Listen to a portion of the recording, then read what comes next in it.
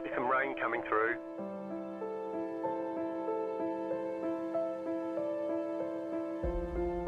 We expect rain soon.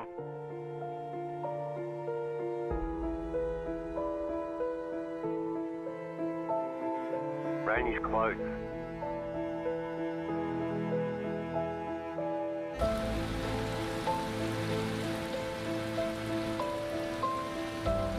The session has been declared wet.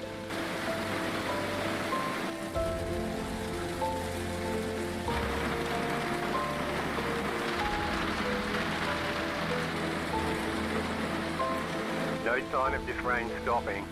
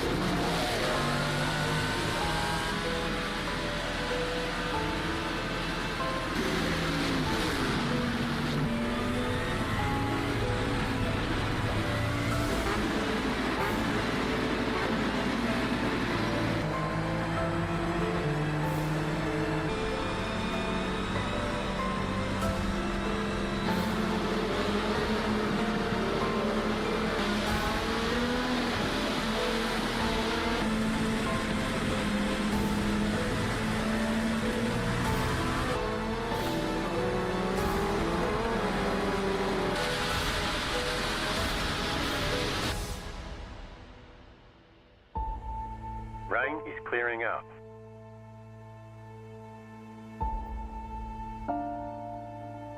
Rain should be gone for now. Nothing but sunshine all day.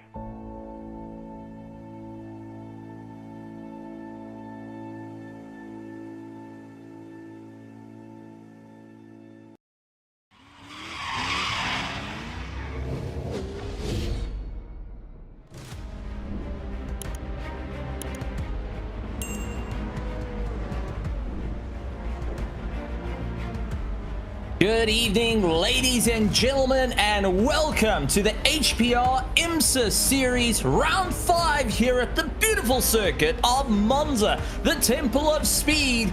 And it is gonna be an exciting one. A little bit of wet and wild action, that's for certain. My name is Stephen Koenig. Joining me on the mic, we've got Alex Goldschmidt, Mr. Porsche himself. And we've got our producer, Rob Campbell, on the cameras, provided by TrackCam22. And Alex, we are in for an incredible treat for round 5 around a circuit that's, well, been a little bit damp of late. Yes, indeed, Steve. The third oldest recorded motorsport purpose-built facility opened back in 1922. 3.6 miles, 11 corners. These drivers are going to be flat out for nearly 80% of the lap. It is going to be a case of who's going to be brave on the brakes, who's going to use the slipstream, as we are, it's that second half of qualifying here in the High Point Racing Imsa Series, where we've got the GTPs and the LMP2s out on track. As you rightly said, the conditions are going to make it tricky, especially as we're having a few drivers having a few spins here or there, including one Porsche having a drama going through the first of the two Lesmos. But of course, that is going to really put the cat amongst the proverbial pigeons tonight. That's it, and a lot of our drivers are utilizing the HIMO setups. They've been built specifically to go and get as much pace as possible, and also been the easiest for drivers to get used to. HIMO, built by professionals for sim racers, and absolutely well worth it. Also, you'll notice a couple of new liveries out on the circuit by Monster Designs.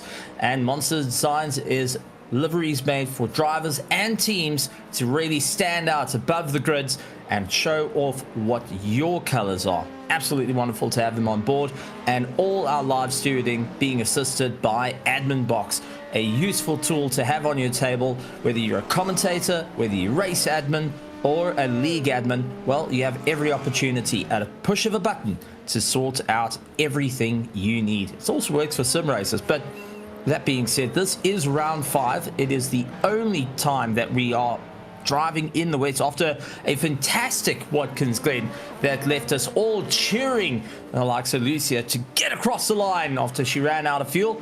Well, we look forward to round 6 on June 11th. We head to Indianapolis at night, but concentrating on the race at the moment. It's a little bit rainy, it's drying up, but with our LMDHs, Jace Larson at the top of the pack. Adolf Perez holds on second place, and Christian Ruiz holds on to third place for it. But on the point side is Adolf Perez, who's at the top. Adrian Parbello holds on for second. Landon Stewart holds on to third with Andres Quevedo and Tim Keen. How's it looking in the LMP2? Ryan Anderson currently leading the way ahead of Carlos Ruiz, with Jason Blaine rounding out the top 3. Jan Santiago Berrios and Donald Powell split by just 5 points, with 77 and 72 apiece, rounding out the top 5 in the LMP2 division, Steve. Well, for the GTD, it's a single point between Avery Hart and Daniel Pino fighting now for first and second. Matvey Kutsov holds on to third place, with Jacob Grubb and Aldo Secklin holding on to the top 5 for GTD Pro. And in GTD, it's Curtis Polisu with Noah South rounding out the top 2, 16 points adrift as we hit the second half of season 5. Matthew Noel, Will Atom and Matt Lass round out the top 5 in the GTDs, which look ultra competitive as always. It's going to be an incredible one. And at the moment, I did talk about Landon Stewart looking to go back towards the top. He had a nightmare race at Watkins Glen, a brilliant fight back up through the pack after, well, visiting the pits more than once, and he's not looking to do that once again in the Acura. But it is splitting the Porsches of Jace Larson and Adolf Perez, who are on a proper charge and looking to score as many points as possible. Christian Ruiz, after having a nightmare of a close podium, is a little bit further down. Carlos Ruiz Padilla going and giving it everything he can to try and move up through the order in the LMP2 class. You can see how much he's having to really fight behind the steering to keep that car in check. No ABS, no traction control in those cars, and also having to avoid some of the carnage on track.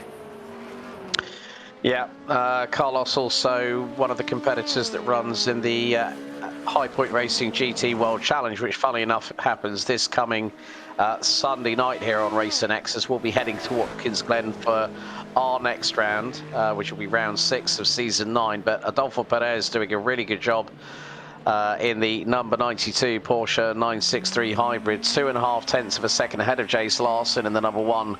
And it is a Porsche 1-2. Christian Ruiz has made his way up into 4th position in the Sol BMW MV8 Hybrid, and is about 1.5 seconds off.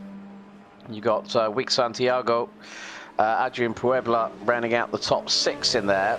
Looking at GTD Pro, Lucia Tosi looks like she's secured pole position by 1.5 tenths. And in the GTDs, it's the McLaren number 96 of Curtis Polisu from Canada, with Noah South and Matthew Noel rounding out the top 3. So both Canadians in the top 3, which will make put a smile on the face of our producer behind the scenes, Mr. Rob Campbell. But again, we're coming down to the dying moments in this qualifying session. Of course, split qualifying. First 10 minutes goes for the GTD and GTD Pro divisions, and then the second half for the LMP2s. And you can just see by Ryan Anderson just trying to go over the curves. I mean, he's put it on provisional pole for the LMP2s in the number 42 Dallara. Christian Ruiz up to P3 on his final effort in the session. So nice work by the Puerto Rican driver. But again, just showcasing how tough these conditions are. It just, you know, Monza being more than mildly moist. You can see by Carlos Ruiz Padilla coming out of Lesmo 2, heading into Seraglio. The back end of the Dallara looking incredibly twitchy. You can just see that it's about minute steering adjustments, trying to keep the back end stable as we go into Ascari with the number 14. A very fine line to play with. It is still rather green out there. You can still see a little bit of puddles, and ultimately with these cars you want to keep some form of drive. You don't want to come completely off letting the diff free. You want to keep some pressure onto the car as much as possible. Ryan Anderson looking to try and have a solid run back up to the top, and will be fighting his way in the LMP2 class. So far, it has been an up and down season for Ryan Anderson. Sometimes he's able to break away, but sometimes he has to fight it out. Carlos is going to be setting a good time, and he does with a 152.8, will be in third place. Ryan will be finishing up in first. And here is Tim Keen in that 100cc stock in his picture, all the way out from Indiana. Will be going in 10th position. Unfortunately, not able to move up to the top. But I've got to say, Christian Rees managing to campaign the BMW before it moves on to its Evo counterpart, managing to put it on the podium for qualifying. I'm happy about that one. Yeah, we were talking about that a lot before we went on air, Steve. But I mean, of course, being the only driver to go with Munich's finest when it comes to GTPs, he's got a tall order to break that Porsche meritocracy at the front end.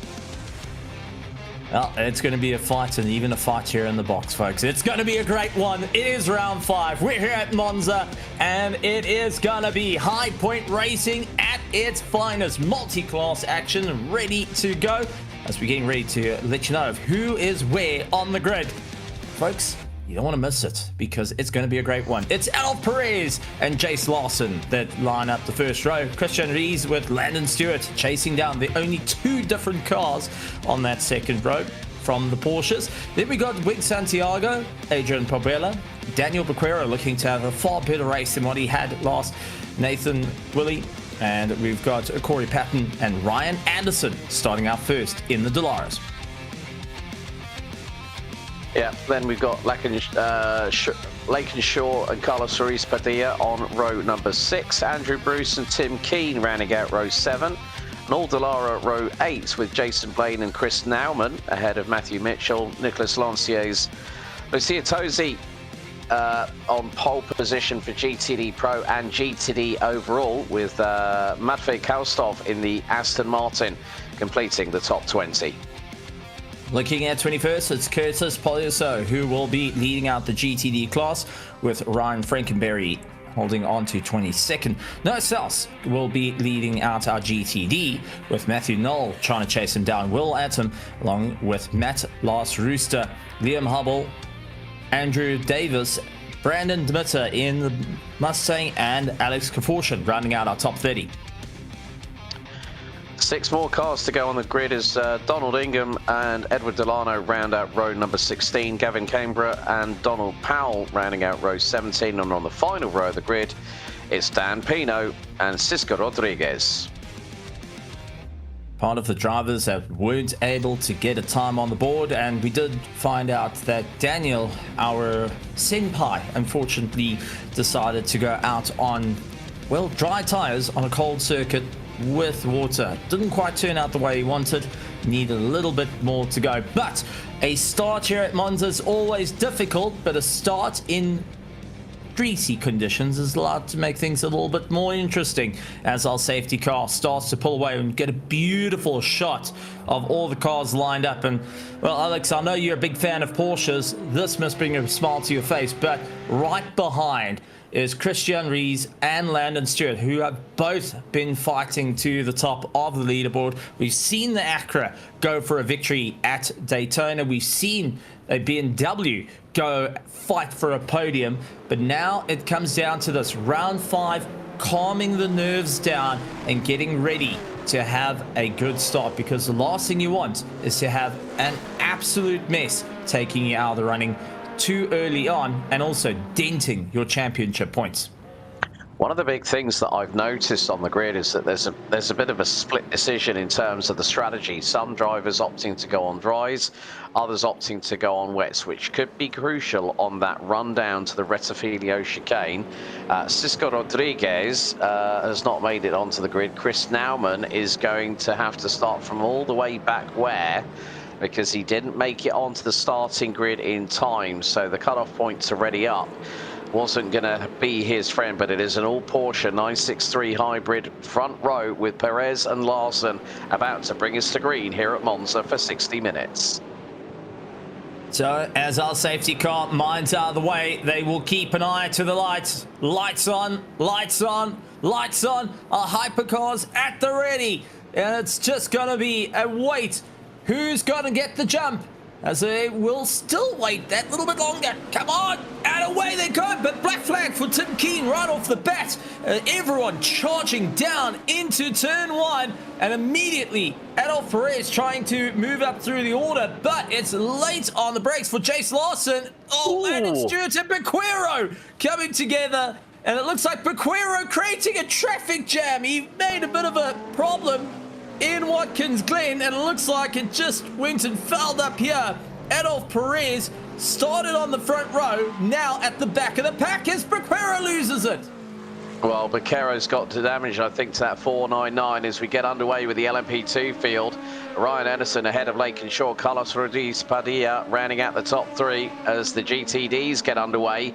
Lucia Tosi battling away with Karlstoff for the lead in GTD Pro.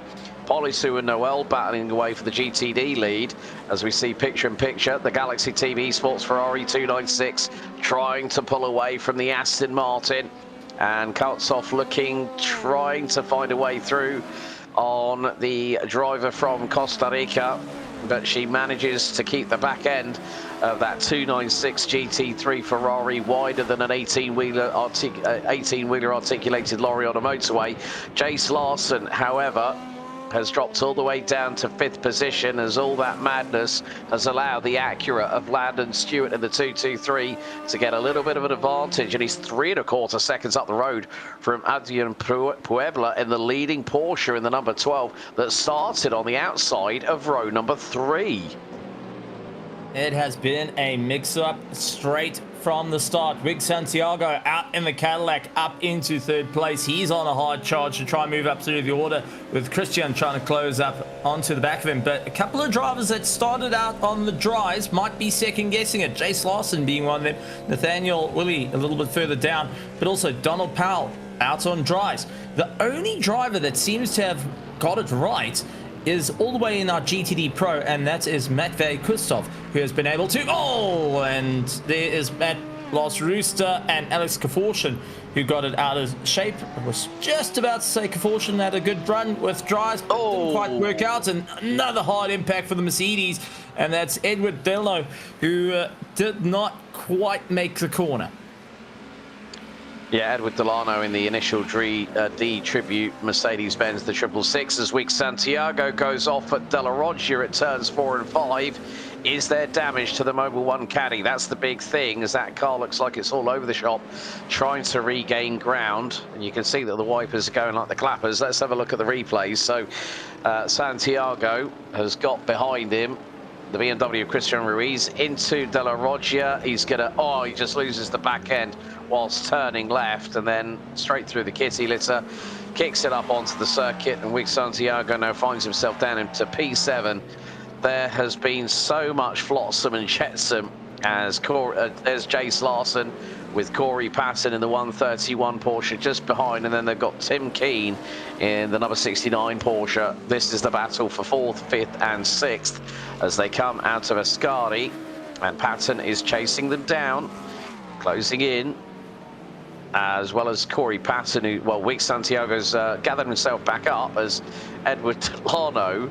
I think he should not have tried to park it on the apex going into Parabolica, now known as Curva Alboreto, named after Ferrari F1 driver and Audi Sport Le Mans prototype racer Michele Alboreto, who unfortunately the best part of a decade and a half ago lost his life in a testing accident. We're going to have a look at the replay here. This is the man from Sturgis, Donald Powell, out of Ascari.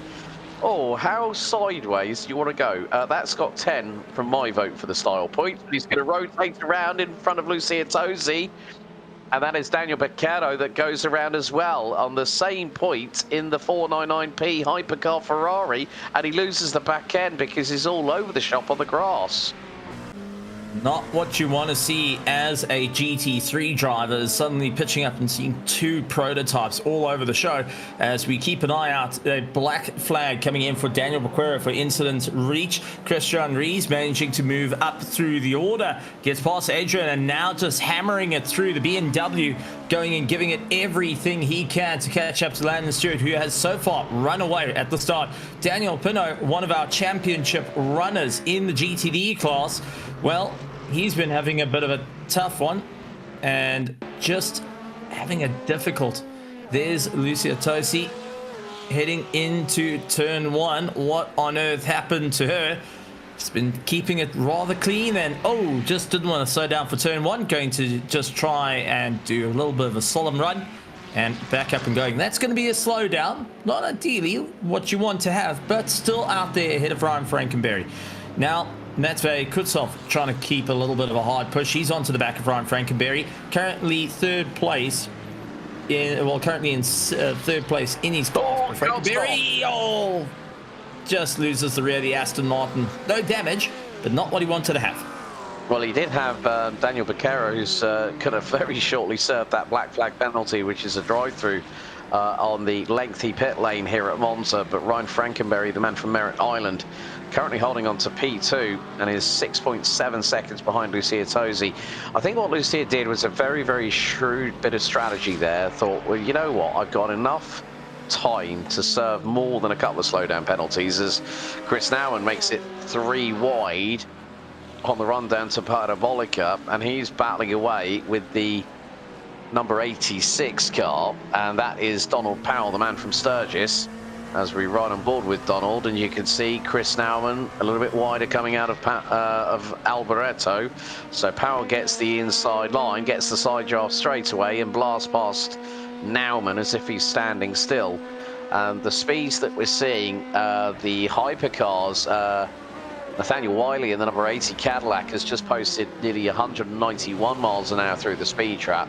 LMP2s, we're looking at topping out at about 170 miles an hour, whereas the GTDs, we're looking at anywhere between 100 and 165, maybe topping out, depending on how big your cojones are, let's put it that way, here in the wet at Monza. But here is the man from Kelowna, British Columbia, currently leading the way in the GTD class, but he's got Matt Knoll in the number 3 car, not that far behind in the Mercedes-Benz, so it is a Canadian 1-2 here at Monza. Curtis nearly gets it all wrong going through De La Roggia, and Noah Staus in the 143 Mercedes-Benz is making it a very, very close top 3 in the GTD side of things. They're covered by about 0.6 of a second. As we get the onboard here from South through out of Les Mode 2, heading into Seraglio, and he has to counter the oversteer that the car's trying to put through the back axle whilst trying to get the power down. And a couple of drivers looking for the puddles, and that is a telling sign. As the circuit's starting to dry up in places, it is starting to warm up quite a bit. And this is where we usually think about strategy coming down to how far can you run the fuel tank. Now it's how far will the tires go. As soon as you get that dry line starting to build up, the track temperature starts to increase, you start to feel the pain and you can lose seconds. As we do see that, unfortunately, is Brandon Demitter managing to just keep the Mustang out of the wall. That pony hasn't needed to go to the glue factory as yet, but nearly happened to see its backside. But a dry line forming up, these drivers are going to be hunting down for those wet patches. The moment you get onto the dry line, it's the moment you start taking out chunks of life out of your tires, and also you will end up slowing down quite substantially compared to the dry tires. Unfortunately, 2 drivers out. One is Jace Larson and the other is Daniel Bequero in the Ferrari. Yeah, real shame to see Brandon Dittmer, the Iowa native, who's the only one that has decided to go into the Ford Mustang, as we're seeing a big old comeback from Adolfo Perez, the man from Mexico, in the number 92 car. He is making some moves. We've got Nathaniel Wiley in the number 80. He's trying to close in on the number 69 Porsche of Tim Keen, but it is Acura leading BMW, leading Porsche in the LMDH category. as we are now on to lap 6. And you're seeing as now Alex Kiforoshin has got Andrew Bruce in the 28 behind him. He's currently running P5 in the LMP2 and is trying to chase down the number 21 of Jason Blaine for that 4th spot. You can just see how, and look at this for being completely fully immersed. Jason Blaine has left no stone unturned on his sim rig configuration. He is fully lit and fully immersed 100% here at Monza. It's amazing to go and see the onboards with the drivers and what they've done. I mean, Jason Blaine, all set up, ready to go. You had Nathaniel, who honestly, he's like the mask. He's smoking. Somebody's got to stop him in the Cadillac a little bit earlier. But he's moved up to 4th place. And then you got Carlos Ruiz-Padilla, who's running the triple monitor setup. You can see having to fight against the steering, utilizing the Sim Magic. It's absolutely wonderful to get an insight of how the drivers are out there, the various levels of gear, but all managing to get to race, all going out on the circuit, having a ton of fun. And that's the one thing about sim racing. It doesn't matter about how fancy your setup is. You can still get behind the wheel of all these incredible machines and go fight it out against some of the best in the world. Tim Keen at the moment on a bit of a charge up into 5th place. He's trying to hold back Adolf Perez, who undercuts him and gets straight onto the bow. Adolf Perez out on the dry tires, and this is going to be an interesting one because Adolf Perez comes across the line with a 144.3 on that last lap. Tim Keen, the 149.5, and well, Landon Stewart's on a 49. Adolf Perez out on dry tires. If he can keep it all on track, might have an option here to move up through the order. Unfortunately, as he learned with turn 1, you got to try and keep it on track first. Yeah, well, the thing is, Dan Pino, the Chilean driver from Osorno in the number 63 Good Smile Mercedes, is on dry tires. His last lap, okay, get this for a relative. Lucia Tosi leading in GTD Pro, 159.825. Daniel Pino, 155.702. So that is a big amount of time. He's just taken another second out of the lady from Costa Rica from Galaxy TV Sports. So Daniel Pino, it seems like the dry tires are coming into the element. And look at the circuit now. You can see this definitive dry line. So the track is going to evolve significantly in favor of those dry tires. So Daniel Pino cannot afford a misstep in the 63 car. But as I say that, out through Alboreto, the back end twitches. He loses time. That lost him about 1.3 seconds just at that point alone. And one of the big things, if you're on dry tires right now, you are going to be at the behest of those drivers as the race leader, Landon Stewart, passes through. Pino has got to be very careful on his marks, but it is going to be the case that if some people, I did see that Noah South did come into pit lane for 11.6 seconds. Now, whether that was that he found that the wet tyres may have been burning up a little bit quicker than he anticipated. Tim Keen, the man from Indiana in the number 69 Porsche, comes into pit lane. So does Corey Patton as well in the 131. And the big thing is that whether they will switch to the dry tyres, Tim Keen has. So Keen is going to risk it for the biscuit. Nathaniel Wiley and Adolfo Perez, they're both on the dry tyres. So it looks like with those LMDHs, as we see Corey Patton, the man from Augusta, Georgia, is now also switching to dries. Matthew Noel, one of the 2 Canadians, both of which are leading 1-2 respectively in the GTD classification, as Curtis Polisu closes in on Ryan Frankenberry, and they've got a lot of, they've got GTD traffic coming through around there outside out of Seraglio, heading into Variante Ascari. You've got Will Atom in the number 34 BMW. The top 3 in the GTDs are shod on wet weather tyres, whereas Lucia Tosi must have had a bit of a drama because Daniel Pino is closing in. That gap was 8.3 seconds. It's now a second and closing. So I think maybe Lucia Tosi has had a drama somewhere out on circuit. And now Pino is reeling her in. Trying to get a little bit closer, and unfortunately not having an easy time here. The wet tires, you will lose seconds, as I said, but Daniel on the dry tires just closes up at a rate of knots. They do have Christian Rees holding on in the hypercar class, the LMDH, doing everything he can to not go too much into the back of the Ferrari. Had to lift quite a bit there. Unfortunately, Lucia losing out that little bit of time has also cost Nathaniel a bit of a chance to get past Christian. He's going to swing around the outside, gets a pass done. Whoa. Christian on the wets, losing out so much time out on the dry line. He's also hunting for any opportunity to try and get the position back. But the question comes in, Alex, they've pitted early, they swapped over tires. Is it going to be enough to get them to the end of the race? 44 minutes to go here. I think you're seeing a lot of changes now because Christian Ruiz's wet tyres on that BMW MV8 hybrid are going to start burning up. And the thing is, the last lap, it was quite relative. Daniel Pino actually clawed back 8 seconds, and now he's got a 4.5 second lead over Lucia Tosi. That is a 12.5 second pendulum swing. So now I think is the time when a lot of these drivers might be pitting in for dry tyres, maybe for the LMDHs and the LMP2s. The LMP2s seem to be a bit more conservative on the tyre wear, but I think it's more the hypercars and the GTDs. If Daniel Pino is lapping 52.6s right now, Lucia Tosi has got to make a decision. Does she pit now, get that pit stop out of the way, brim the tank, and then get it to the end of the race? Because now she is hemorrhaging time like it's going out of fashion, as Matej Kaltov in the Aston Martin.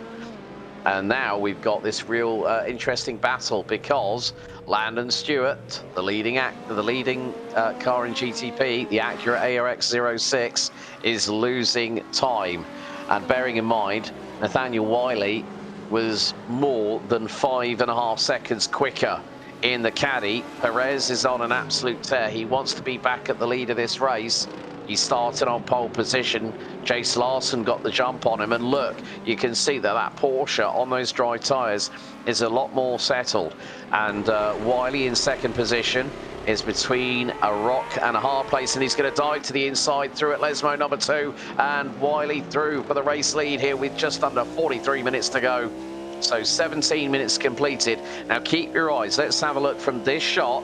Look, Perez is clawing traction like nobody's business. Stewart is struggling. He's got to ditch those wet tyres now as Corey Patton, coming out of pit lane, did get a black flag penalty, more than likely either speeding in pit lane or crossing the white line on pit lane exit. So Landon Stewart, up until this point, has been ruling the roost. Patton comes into service drive-through penalty, but Landon Stewart has now got to make the choice. Does he stay out for a couple of laps, hemorrhages time, or does he bolt those dry tyres on now, gets that fuel in the Acura, and goes hunting? Well, let's find out as he comes out of the final corner, not aiming to pit lane. He's going to go a little bit longer, trying to see if he can keep the tank going instead. Adolf Perez fighting out for the lead with Nathaniel, but it's Ryan Anderson leading out the LMP2 class, starting to see that he's catching up to the back end of the GTP class.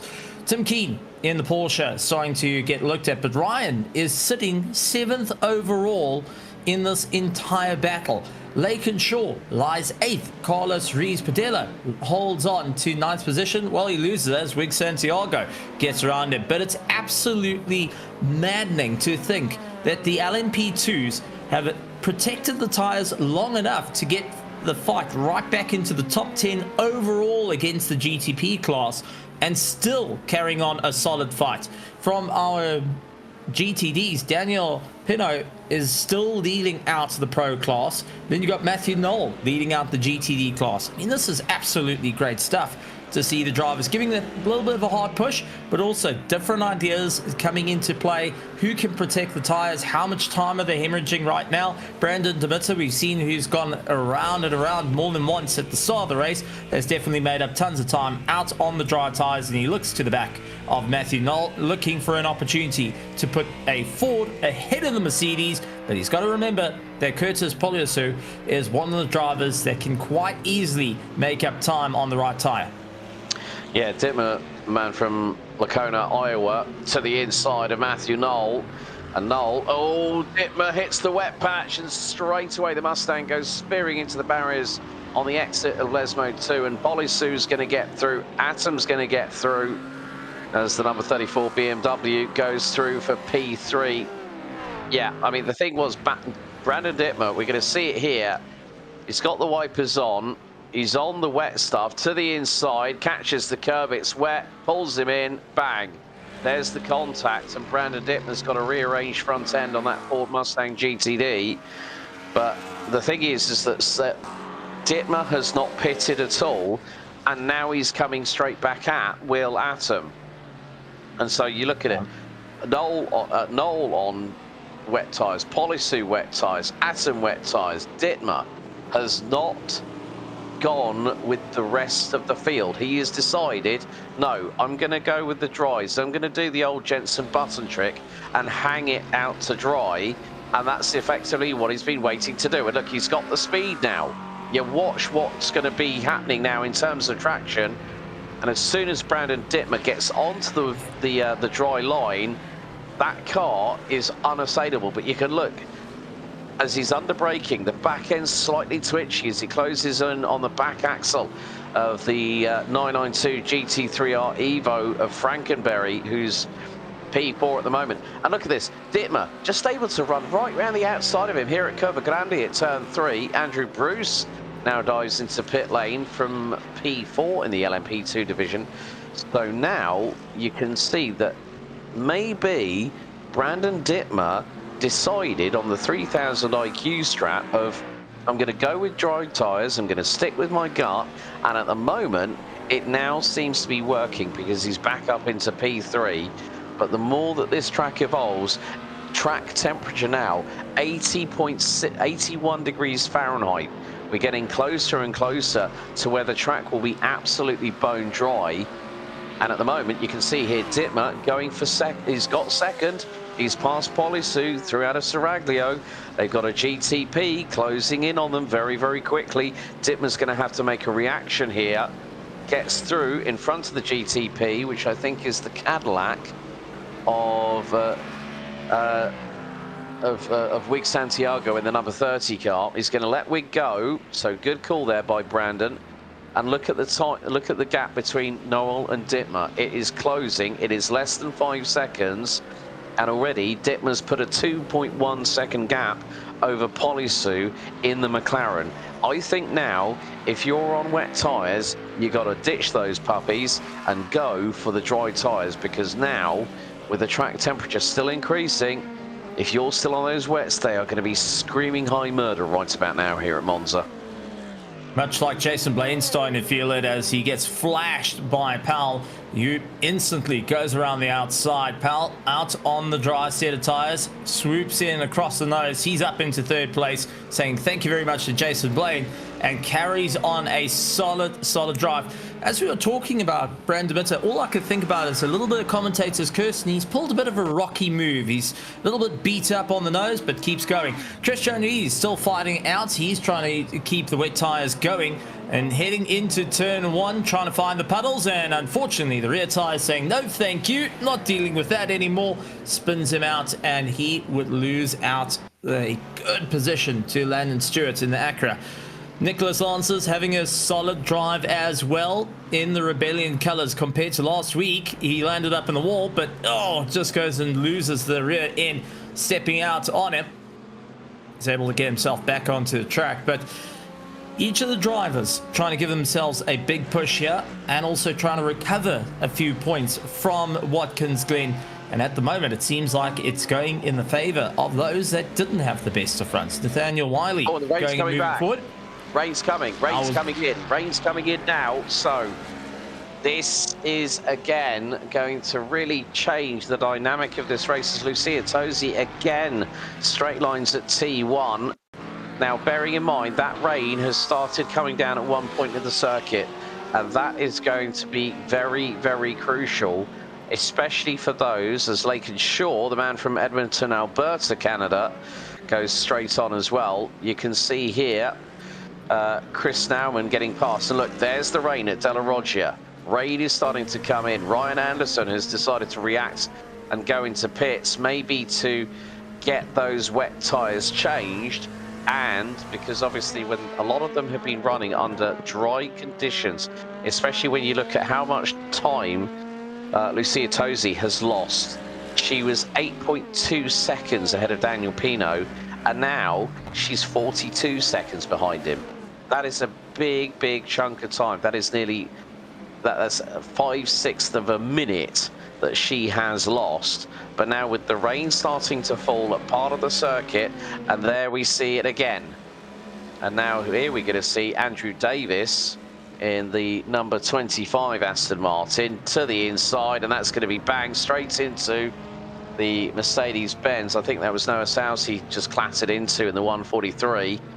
And unfortunately, the Aston Martin is going to tumble down the order. Tim Keen to the inside of Adrian Puebla and gets through for 5th position, is on the dry tyres. But again, if that rain spreads to the entirety of the circuit, with just 34 minutes to go here, Steve, you can see it now. It's coming down the start-finish straight. This is going to be a crucial couple of laps for these drivers. As you could just see that Puebla nearly had Kalstoff off the back bumper, and Kalstoff trying to get through on Puebla, and Kalstoff still on those dry tyres. Rain is now coming down here into Curva Grande. You can see Kalstoff nearly getting all crossed up the back end all over the place. I think now those drivers that have gone onto the dry tyres, they are going to quickly lose their advantage as soon as you have heavy rainfall. That is going to dissipate all the heat from those incredibly hot dry tyres, and it's going to make it slipperier than an ice rink on the NHL playoffs.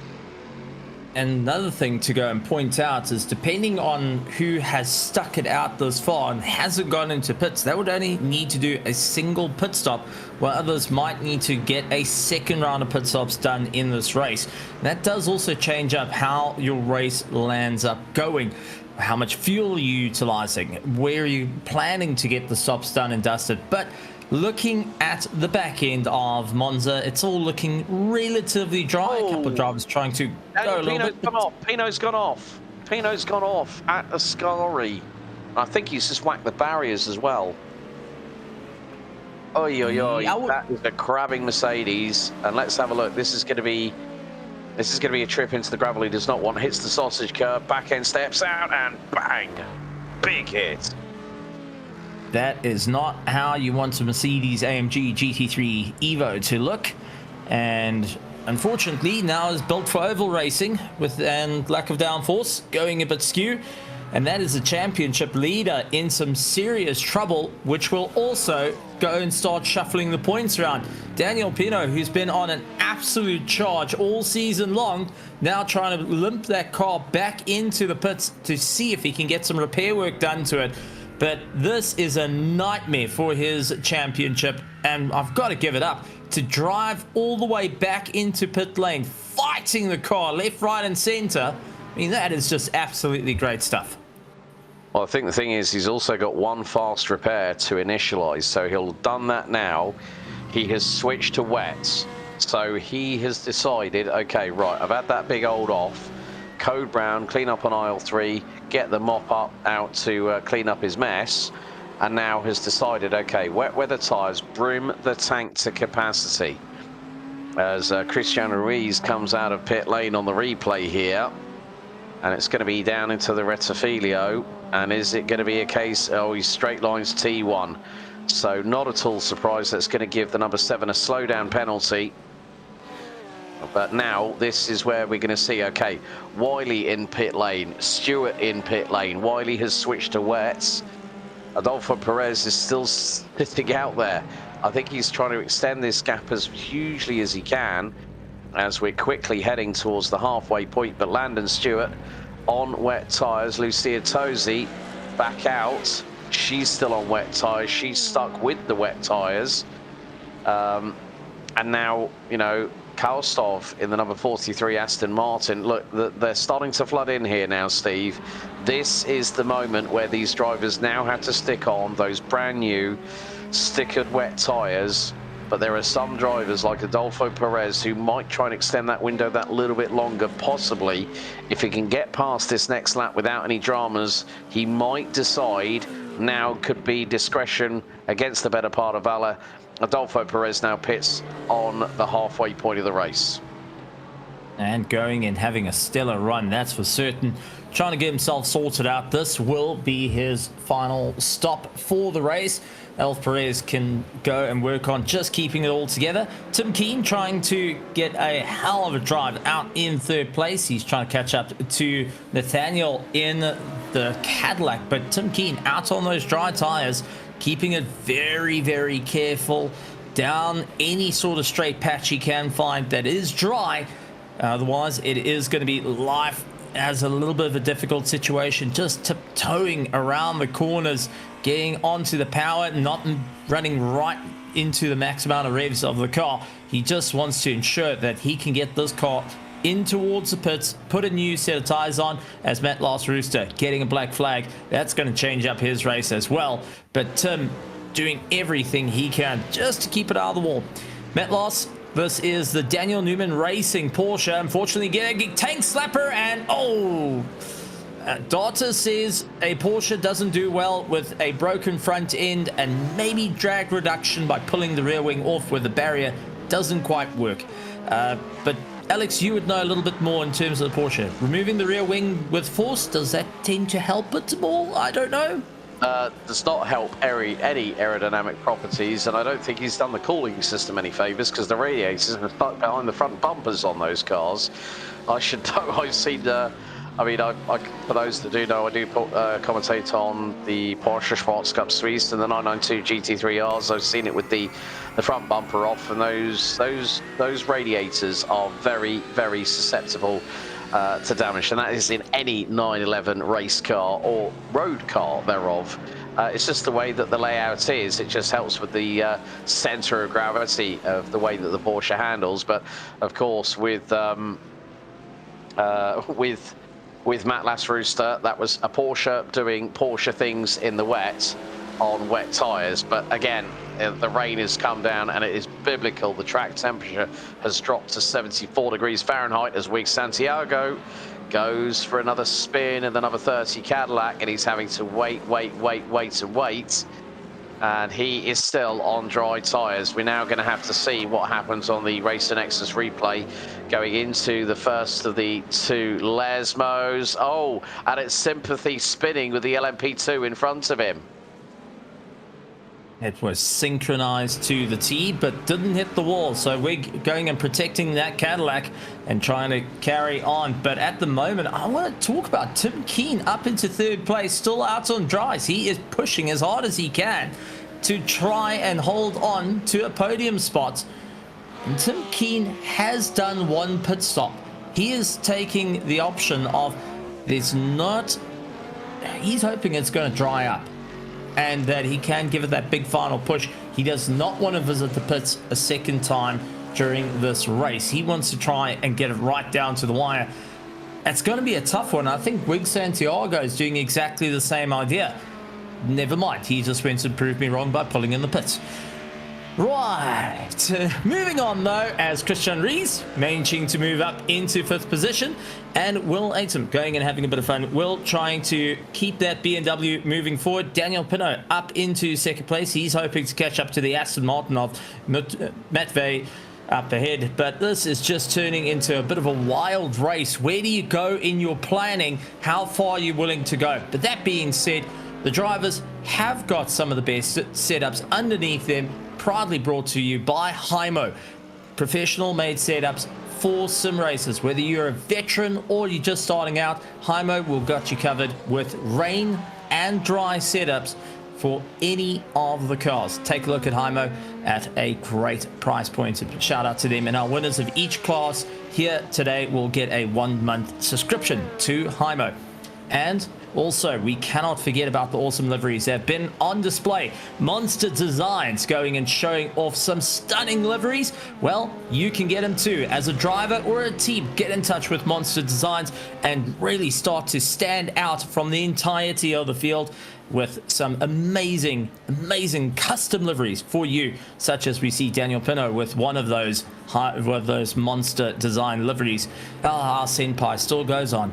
But with that being said, we have got Admin Box. If you're looking for a useful tool to have on your desk and easy control of any of your league racing or with your car, Admin Box has got you covered with a plug-and-play solution. Here on iRacing, you can go and hand out penalties, you can clear black flags and keep moving forward. Big thank you to Admin Box, which our stewards are utilizing here today. Absolutely tremendous stuff. But as we do see, the rain has come, the spray has most certainly come to sit, and drivers opting to just get themselves onto wet tires, not to risk it any further. Alex, we are now into the dying minutes of the race. 24 minutes and 48 seconds to go. Everyone deciding time to put it on wet tires, trying to get it to the end of the line here. This has been a race of note for many of these drivers. This has been the only race that we've gone into the rain, and it's also gone and had a little bit of an interesting time where we got into the dry, it started heating up rapidly, it's now cooling down quickly, and we're going back onto wet tires, which are ice cold as well. Yeah, I mean, one of the big things is that the track temperature was at its highest at 81 degrees Fahrenheit. We're now at 73, so a big drop of nearly 10 degrees Fahrenheit. Air temperature at 70 degrees Fahrenheit. We've roughly stayed around the same, and Adolfo Perez leading the way by just over 9 seconds as we see Curtis Politu trying to close in on fellow countryman Matt Noel for P2, and Matt Noel, the car is sliding underneath his control as they come through Lesmo 1. Adolfo Perez gets a slowdown penalty for exceeding track limits. Brandon Dittmer, however, in the Ford Mustang is leading the way. So Ford leads Mercedes, leads McLaren, so it's Dearborn, Falterbach and Woking in the top 3. Kalstov currently at the moment has a 38-second lead over Dan Pino. Lucia Tosi, I think she should have really have decided to have switched to those dry tyres when they were needed the most, and she has lost a significant amount of time. Putting it this perspective, she is a minute behind Kalstov, but Kalstov, that Aston Martin, looks rather settled in the wet conditions. But we're going to see here Nathaniel Wiley in the number 80 Chili Pepper Cadillac through at Lesmo, Lesmo 2, and look there. Oh, that was I think that was Noah South that went sideways at that point as well. So again, we're just seeing as Edward Delano, the man in the initial D Mercedes. This is a replay. Now this is on, that was coming through Ascari. We're going to see here now with the 666, and he's going to go through into the Lesmo. Oh, sideways, holds on to it, and bang, right front hits the barriers. So that steering's going to be slightly out of alignment, but again, just how much we're going to see Lucia Tosi. Is this going to be a straight line into turn 1? No, she rotates the 107 Galaxy Team Esports Ferrari, manages to pick it back up, stays on the black stuff, and retains third position as Alex Kiforishin in the 555 High Point Racing Porsche has now come back into pit lane. His race has gone from okay to absolutely diabolical as Adrian Puebla has got Wig Santiago closing in on his 6th. They've got Frankenberry stuck in between the middle of them. Santiago goes from move into Lesmo 2, gets through it. A big wobble there from Adrian Puebla in the Porsche in the number 12 as Christian Ruiz, currently in the BMW M V8 Hybrid, the car that actually has the same base engine as what BMW used back in the DTM in their return to the series in 2012, that had Bruno Spengler win the title for Team Schnitzer, and also BMW being the top manufacturer, a 4-litre naturally aspirated V8 back in those days. And then BMW went, well, the engine still works, we'll just bolt 2 turbos to the side of it and put a hybrid on there and see what happens. So Christian Ruiz now actually is down into P4 it is, So hopefully he can try and close a little, well, it's a big old gap between him and Landon Stewart. You've been waiting for the BMW to get on the podium, and he's flashing the headlights significantly at the number 75 Porsche. That's Liam Habul. Gets around the outside, and they've got to be careful of these curbs as well.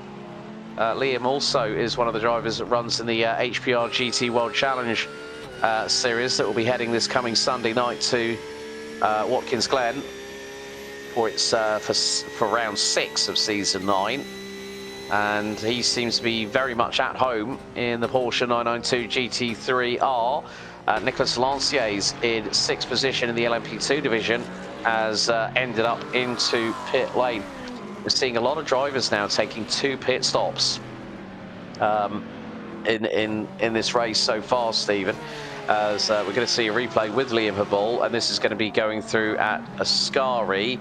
Oh, that's not where you want to lose the back end. The brakes lock up, the tyres slide. He keeps it out of the barriers, so well played to Liam for keeping that out of the wall and not having any damage on the Porsche. You've got to be so careful every which way you go, much like Curtis at the moment, who is fighting for the championship. He's been on a stellar run with the McLaren, and the last thing he wants is to land up in the wall. Rather straight line it through the chicane, rather get a little bit of a slowdown and pick up an incident point, then land up with a big smack. Wig Santiago in the Cadillac also been trying to keep his car out of the wall. Had a few close moments just like this where he nearly became a bit of a roadblock for quite a few drivers. Andrew Davis out in the Aston Martin has had a difficult time, as he's also been locking up and sliding, been battling to keep the car in check. The Heart of Racing colours on that Aston Martin, going and really having his heart in his mouth every time he makes it towards a corner. Adolf Perez on a stellar charge out in the Porsche and the LDMH class, looking to maximize points. Nathaniel in 2nd place, Landon Stewart holding on to 3rd. Wig Santiago with a meatball flag. Oh my heavens, he was going just fine and then it all went wrong. We just saw him able to save the car. Wig Santiago, who started in 5th, well, he absolutely smashes the front end of that Cadillac. I want to be a crinkle chippy, and that is essentially what has happened. Oh, that kind of reminds me of one of the Cadillacs going up at the top of the hill at Spa for the World Endurance Championship 6000 Spa-Francorchamps. Can't remember which Cadillac driver it was, but yeah, it basically ended up like a crinkle cut French fry. So again, Wig Santiago keeping it out of the barriers for so long, and then all of a sudden, blammo, it all goes horribly wrong. And well, you can see here that Matvey Karstov in the number 43 Aston Martin has got a considerable gap. Even if he needed to have a pit stop now to put some fuel in the car, he'll have more than enough chance to do so at this late stage of the race with 17.5 minutes to go. It's all about keeping it together now. It's gone from racing as hard as you can and maximizing pace to just keep the car all together. You got to think about the points in the championship. Is the risks worth it to try and fight it out, or is it going to be taking things rather easy? And Matsev hoping to have a stellar charge. He has got a bit of pressure from the Mercedes behind him, but here is Ryan Anderson, who I do want to point out is 7th overall in the LMP2.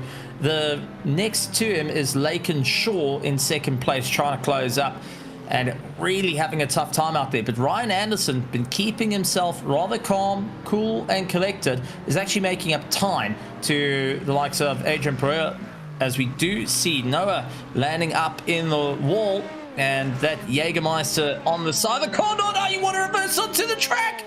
Oh, Noah gets a black flag, and I think there's going to be a few drivers that will be sharing a few bottles that relate to his car color scheme. Oh my heavens.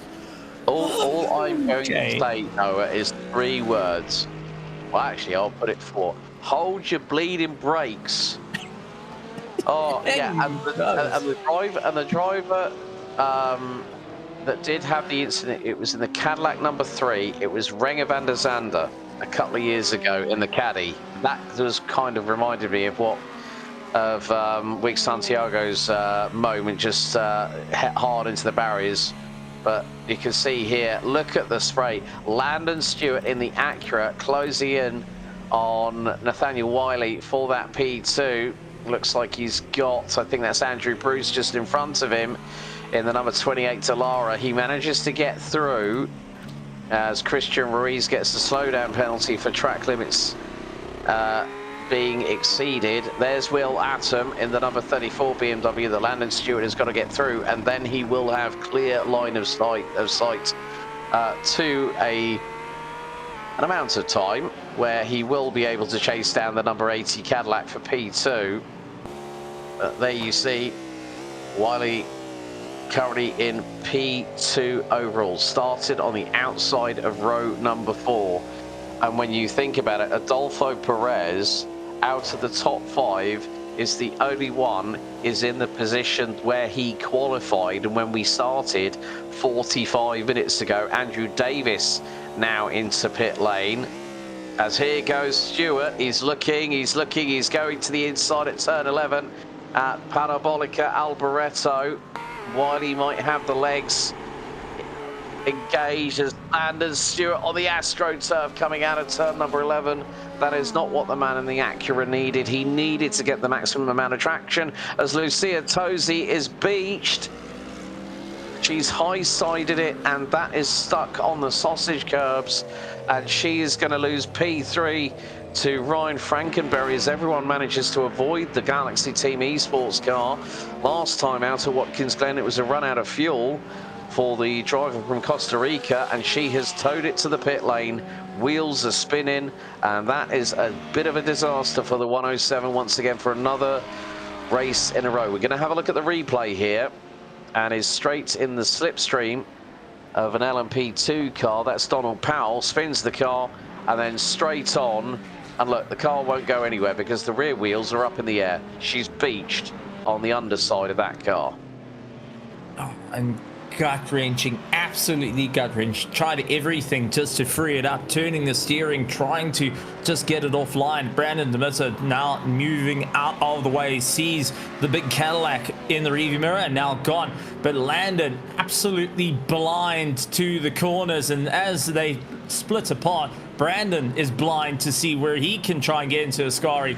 The spray is absolutely a nightmare, and you've got to really give it everything you can.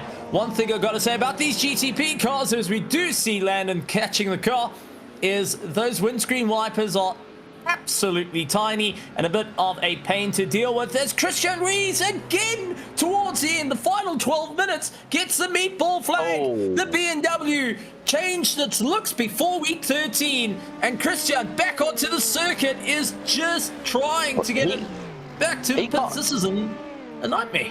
Look, both front wheels are in. He can't steer that thing left or right even if he tried. That car has got no look at this. He's still got the steering wheel straight. You can see the right front wheel is all over the place. It's a kind of a bit like Loic Duval's crash at Le Mans a few years ago in the Audi Sport R18 e-tron Quattro. Christian Ruiz has just had the biggest drama in the wet here at Monza with just 12 minutes to go. That is, now we're going to have a look here with I think, yeah, this is the replay. It's into Lesmo 1. Wait for, it's out of Lesmo 1. Oh no! Oh, that was just like Matt Lass Roosters. It was the same place that he went off and rearranged the rear end, and Edward Delano decided to spin in sympathy in the 666 initial D Mercedes-Benz. You can see here, he's gone to avoid, and it's just made him go rotate the car. And he's just done a 270, kept it out of the barriers, spins the rear wheels up, and then manages to rotate in another 180 degrees. Oh, this is a race of nutrition now. At the moment, this is going to be a tough one, but we do have yet another one.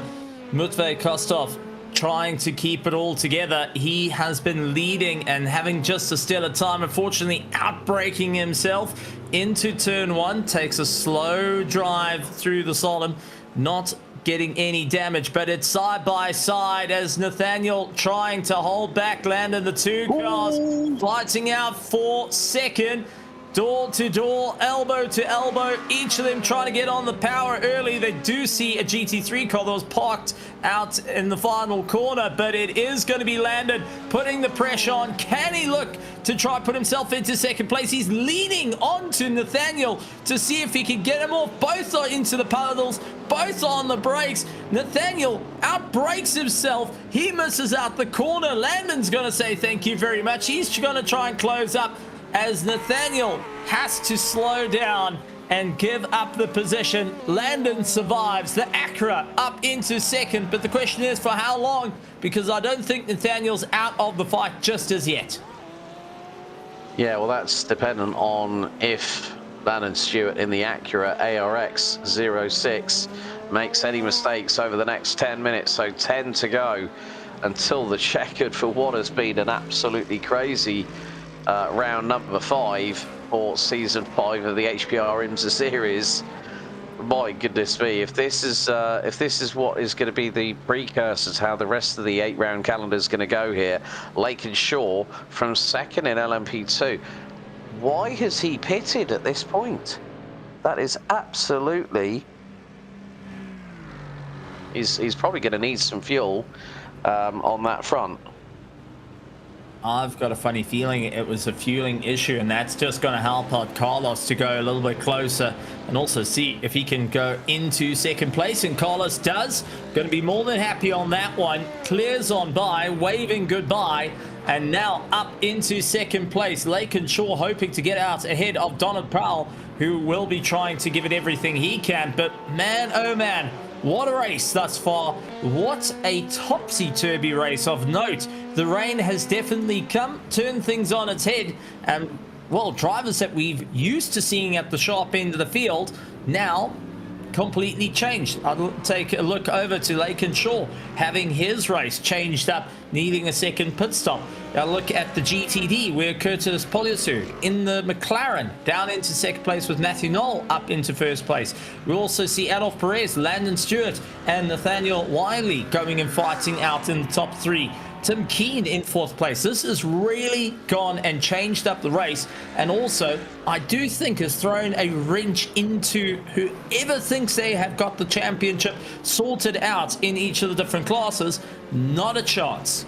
We are going to be seeing fights right through to the end of the season right here for the High Point Racing Imsa series. Adolf Perez, however, started in first, is seeing it through all the way in first place. He wants to finish in first. He wants to get an overall victory here, but Landon is closing down, and there, straight on your screen, 2 seconds separates them. Landon is on a fight. He wants to try and go for a victory. He got it done at Daytona, and now he wants to make it happen here at Monza.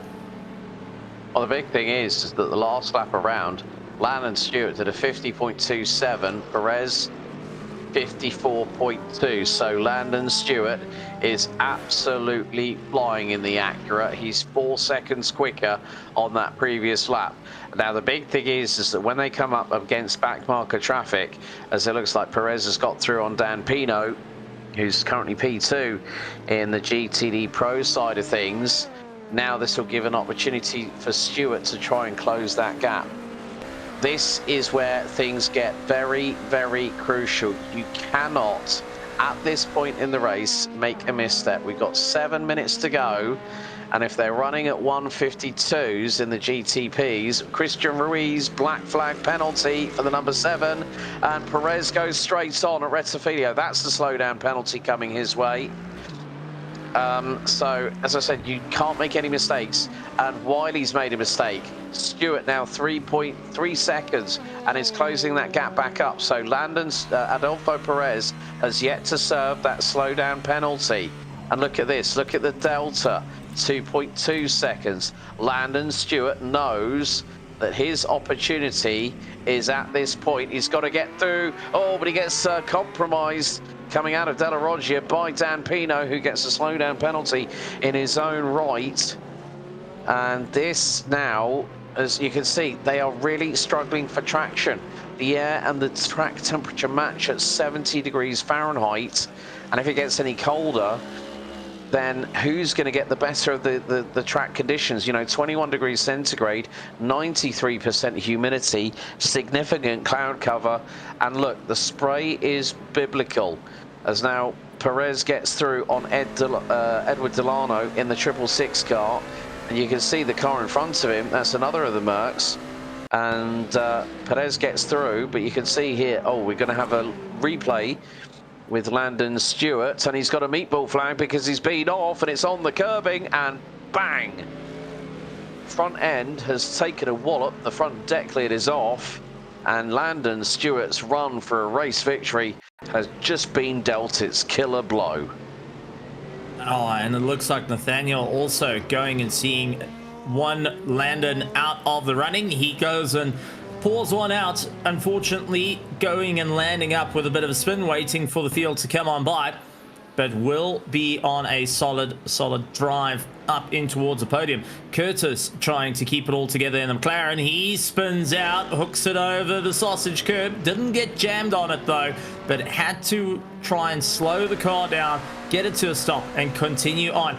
Adolf Perez leads out the race. Landon Stewart into the pit lane. Got a fast repair on that car. Nathaniel Wiley into the pit lane. Tim Keen going to see if he can try and close up. But Adolf Perez, who has had only one stop during the course of this race, his best lap time was a 139.1, looking to go and have a solid charge. Will be holding on to that top spot of the podium thus far. For our LMP2, it's Ryan Anderson, a stellar drive on his part. 9th overall, first in the LMP2 class. He's been trying to keep himself up in just a brilliant drive. We got Matvey Kutsov, who's leading out our GTD Pro, and our GTD is Matthew Knoll. Absolutely tremendous stuff. Everyone now counting down the seconds, Alex. This is coming down to when will this darn checkered flag come out and put an end to a very rainy circuit here at Monza? Christian Ruiz has just got another black flag. Landon Stewart's got a slowdown penalty. Tim Keen in the number 69 Porsche could have an opportunity at a run at a podium at this stage of the race. He's about 6-7 tenths behind Landon Stewart. So the man from Indiana Wiley gets a black flag. Wiley gets a black flag. That's going to promote Stewart to P2, Keen to P3. It's all coming undone for a lot of drivers as Tim Keen gets a little bit squirrely on the back end. But Wiley, if he does not serve that black flag penalty, will get a 35-second post-race server penalty for not serving it, as we've got 2 laps to go, including this one. Lakenshaw has dropped. He's dropped out of the running in LMP2 as Tim Keen runs very wide out of Ascari. You cannot see for toffee here at Monza. This is how crazy it is, and Tim Keen does actually have a bona fide chance of closing in on the Acura of Landon Stewart in the 2-2-3 for what will effectively become de facto P2, as Keen is now less than a second behind Landon Stewart. 2 laps to go. That is 7.2 miles, and look at this spray. Tim Keen absolutely blind behind, I think that was Donald Powell. No, 21 of Jason Blaine that just got through, and Landon Stewart's gone straight line the chicane. Oh my goodness me, there are mistakes all over the shop here, Steve. Landon was trying to get past that LMP2 for a long time of Jason Blaine, and it actually forced Tim Keen to just get off the power just to try and see any sort of brake markers. The spray becoming a nightmare, as you pointed out, but Landon is making small mistakes here, picking up incident points. Remember, his bash against the wall, that's already 4 incident points.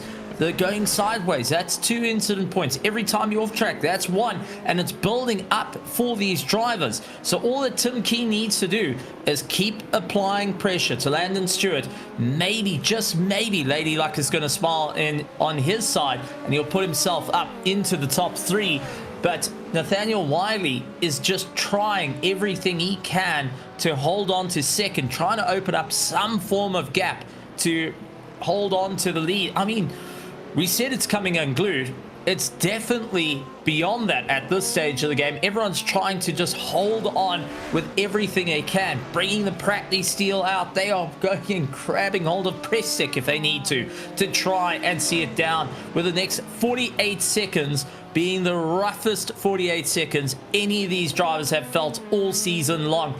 Adolf Perez currently holds on to first place. Nathaniel Wiley into pit lane. Landon Stewart and Tim Keen will then move up into second and third. For the LMP2, it's Ryan Anderson, Carlo Rees, Donald Powell. They're running into the top three as Nicholas Lancers gets himself a black flag for an off track. That picked up and threw him out. For our GTD Pro, it is Matvey Kutsov who holds on to first place. Daniel Pinot into second place with Ryan Frankenberry in third. GTD, it's Matthew Knoll, Curtis Poliasu, and Brandon Demitter finally getting the Ford Mustang onto the third place. Well, onto the steps of the podium, but he's got to be careful as Will is on the back of him trying to chase down for that third place. I mean, this is just turning into a nail biter as we're on board with Adolf Perez now looking towards the final corner. It has been a very, very, very long race for every single one of the drivers, and the first person to see the checkered flag to finally take a breath after a long hours race. Matthew Mitchell, not going to be one of them, but it's Adolf Perez rounding out the final corner onto the straightaway, will take the win in the LDMH class, and overall 48 seconds ahead of Landon Stewart. What a drive, but Landon under some serious pressure. Tim Keen giving it one final push, trying to see if he can make it through Ascari. Landon doing everything he can to try and hold this Acura up towards the top split. He wants to be there. He wants to give it one final push. Landon has fought out from destruction all the way through into second place. Is this going to be his opportunity to revisit the podium? Well, Tim Keen didn't get the drive he wanted, and I think that tells the story. Landon, with one corner to go, all he needs to do is just finish, and he will grab second place of the LDMH. Ryan Anderson will take first place in the LMP2 class, with Carlos Rees in second place. Donald Powell taking third. Matvey Kutsov, Daniel Pinot, and Ryan Frankenberry will round out top three of the GTD Pro. And GTD, Matthew Knoll, 12 seconds ahead of Curtis Poliasu with one corner left, will get first place. Curtis in second place, and Will Utton holding on to third. What a drive! And Monza never disappoints. High Point Racing never disappoints. Add a bit of rain into the mix, and we just had a show of ages. And when I say we've got some of the best drivers on iRacing right here at High Point Racing, this is why I say it. Absolutely incredible stuff in nightmare conditions that I think the only time drivers have got to race like this is when iRacing was first going and bringing in the rain and just made it monsoon weather.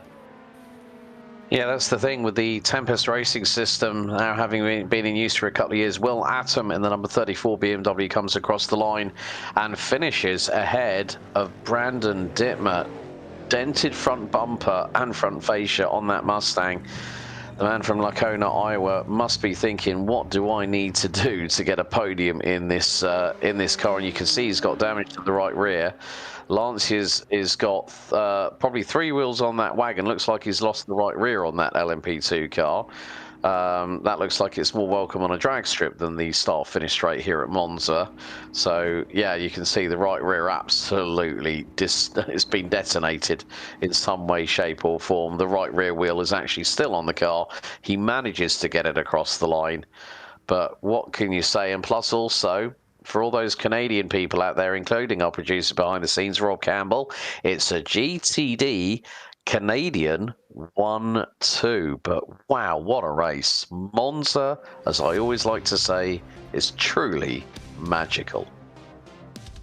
It is a temple of speed for a reason. Adolf Perez takes the win in our LDMH class ahead of Landon Stewart, who had to fight it out with Tim Keen right until the wire. And Nathaniel Wiley in fourth place. Adrian Pabula in 5th. Christian Rees unfortunately couldn't bring the BMW into the top spot. Will finish up in 6th with Corey Patton, Wig Santiago, Jace Larson unfortunately unable to cross the line, and Daniel Bequero, one of our early retirements in our LDMH field in the Ferrari. Yeah, in the LMP2s, Brian Anderson takes the lights out to checkered flag victory, ahead of Carlos Ruiz Padilla, the overlord of HPR.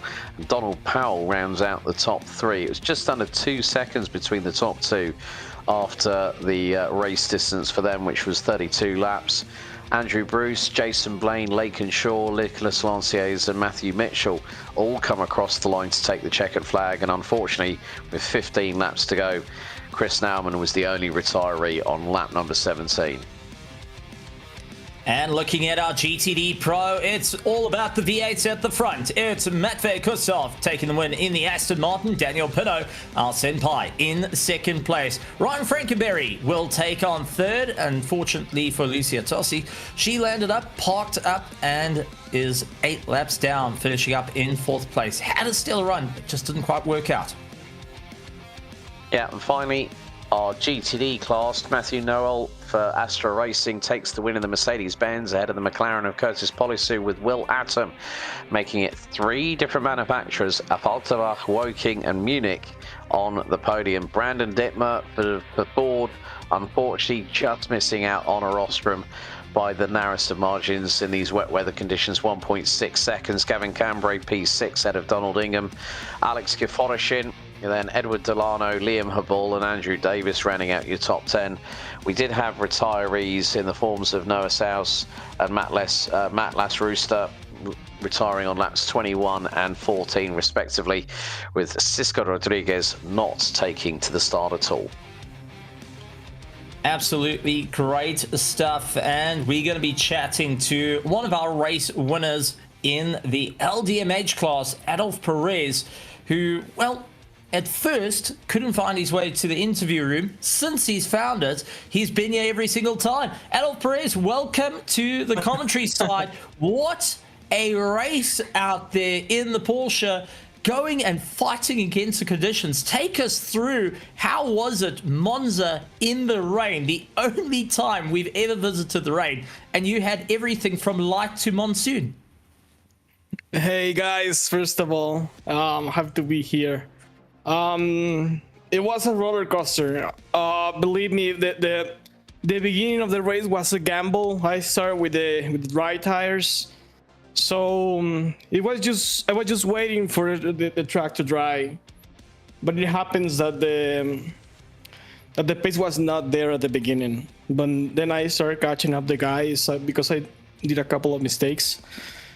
But it was just taking care of the tires, be aware of the fuel, because I have to conserve some fuel to go a little bit over the laps that we were planning at the beginning, at least 2 or 3 laps, but I just can't get 2 laps. But it was good for me.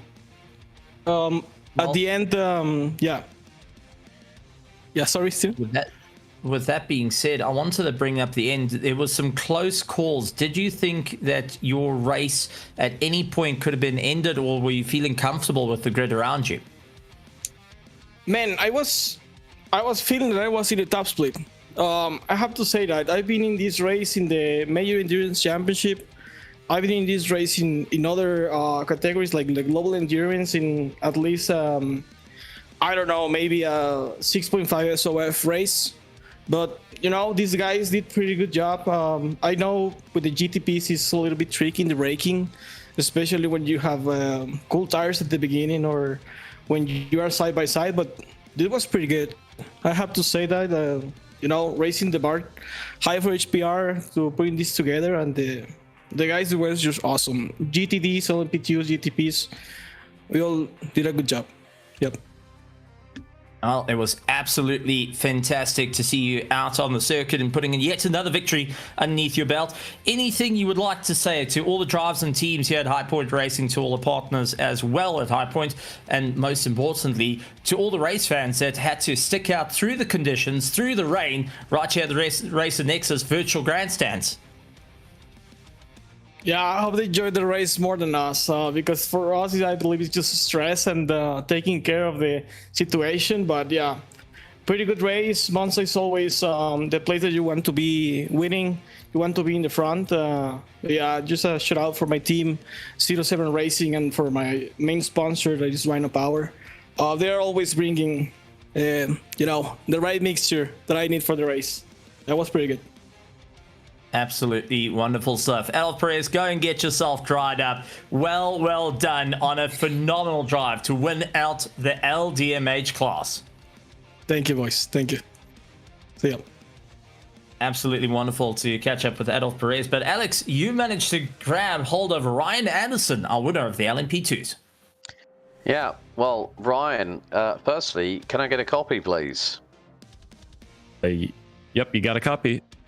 Well, all I can say is you managed to weather the storm, pardon the pun, here at Monza to win LMP2, starting from pole position.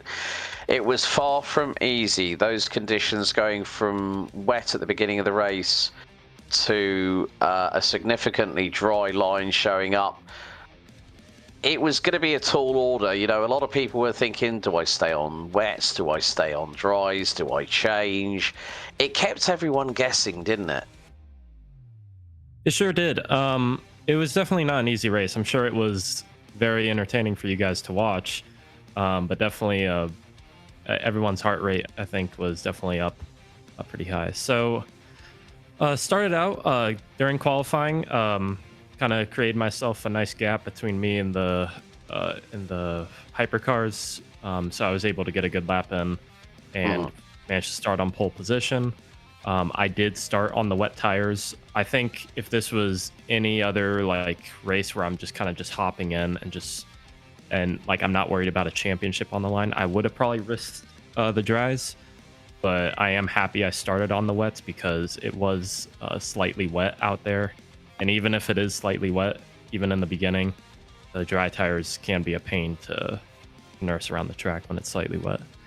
And then during my fuel stints, I think it was after the first fuel stint, the track was starting to dry up really quickly and the tires were overheating massively.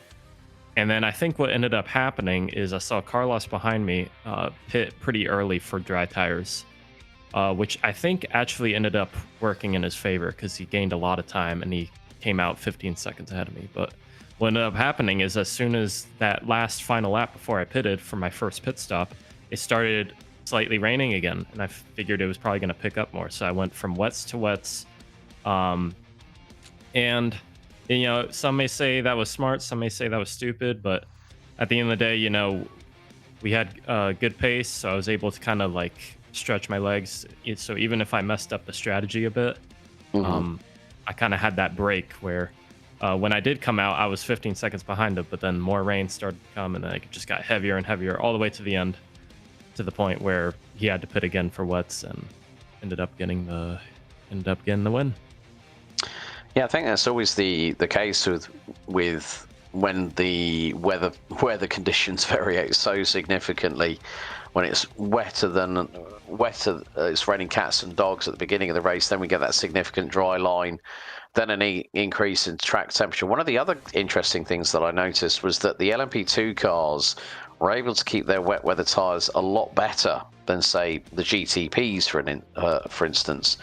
And that was probably what helped drivers like yourself go like, you know what, I'm going to stick to the plan. I'm going to stick with the wet weather tires. It might hurt me in the shorter term, but in the longer term, if the weather comes back in, I know that I'm good. And you won it ahead of Carlos, so congratulations on the win.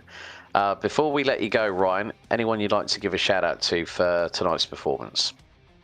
Well, shout out to Racer Nexus, to the people watching. If hopefully if some of my friends are watching, I'm glad I can make you guys proud. And for all the fans watching, I hope you got an entertaining race to watch. A big thank you to High Point Racing, Carlos for putting this together, race control, managing everything, and big thank you to you guys also putting this broadcast out there for people to watch it. And brilliant. Well, yeah, well, it's pretty much it.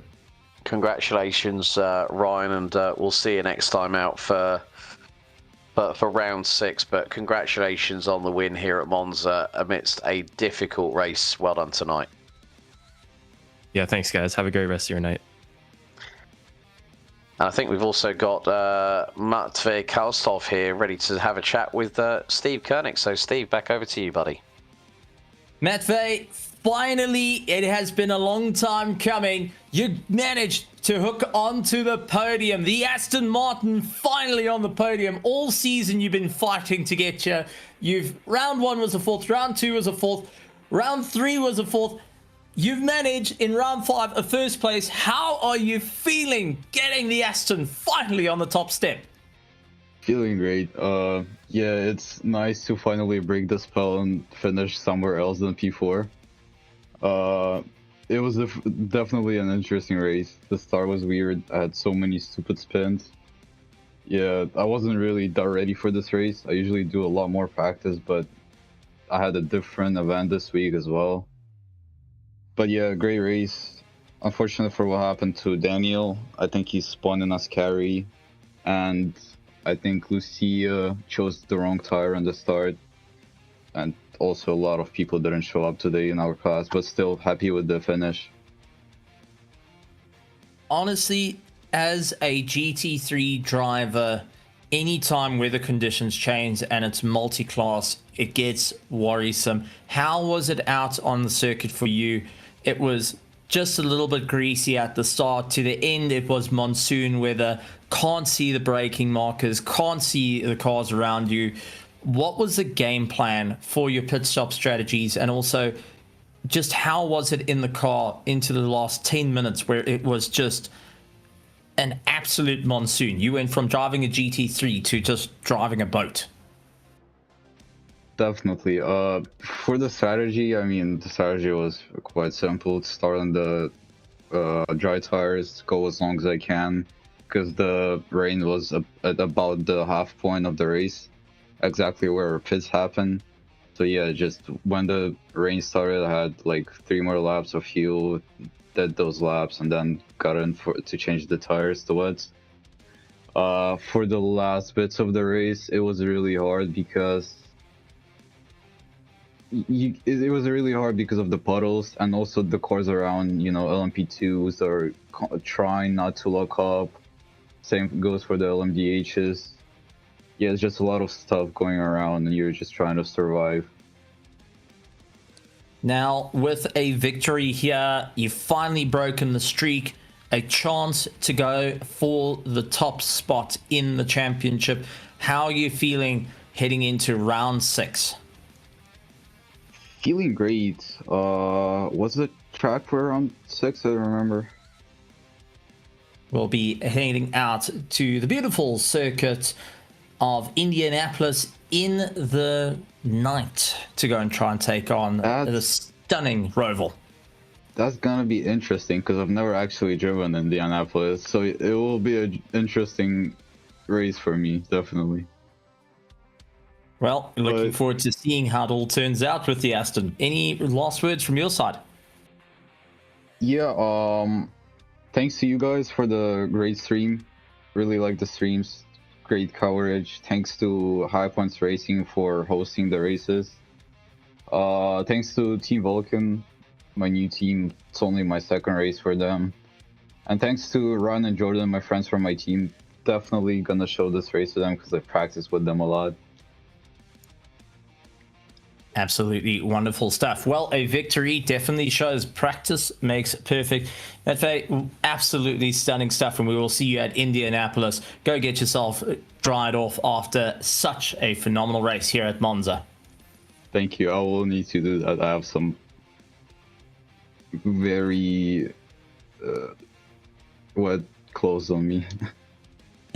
Fair enough, fair enough.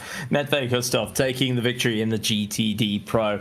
Alex, it has been a race and a half here at High Point Racing Imsa. Any closing thoughts from your side after seeing monsoon weather, greasy conditions, drivers really having to step up their game on a difficult circuit here at Monza?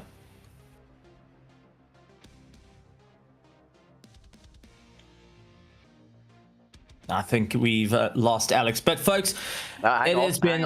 Hang on. There we go. We got you. Sorry, I forgot. I forgot to unmute my clicker button on my headset. Well, if you liked that one when it came to High Point Racing folks here at Monza, don't forget to check out this coming Sunday night, because it's round 6, HPR GT World Challenge, Season 9. It should be an absolute cracker, and I'm looking forward to that. But Monza, magical as always. What a great race, and congratulations to all the winners.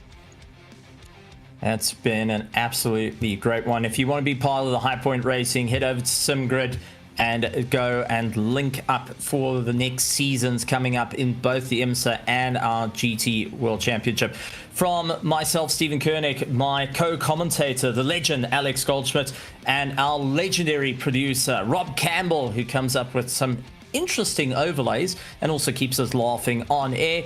It's absolutely wonderful to have him around. But also to all our sponsors from Hymo, if you're wanting some of the best setups in the world to keep you going and keep you pointing on the right line, Hymo's got you covered with some amazing affordable race setups. Also, big shout out to Monster Designs for the incredible liveries. And if you want to get your livery to stand out from the pack, head over to Monster Designs. And also a shout out to Admin Box, a easy plug and play tool to go and make league racing or any of your racing much easier here out on iRacing. From the Racer Nexus booth, we'd like to say thank you very much to everyone, all the drivers and teams, and most importantly to you, the fans out in the virtual grandstands that keep us going.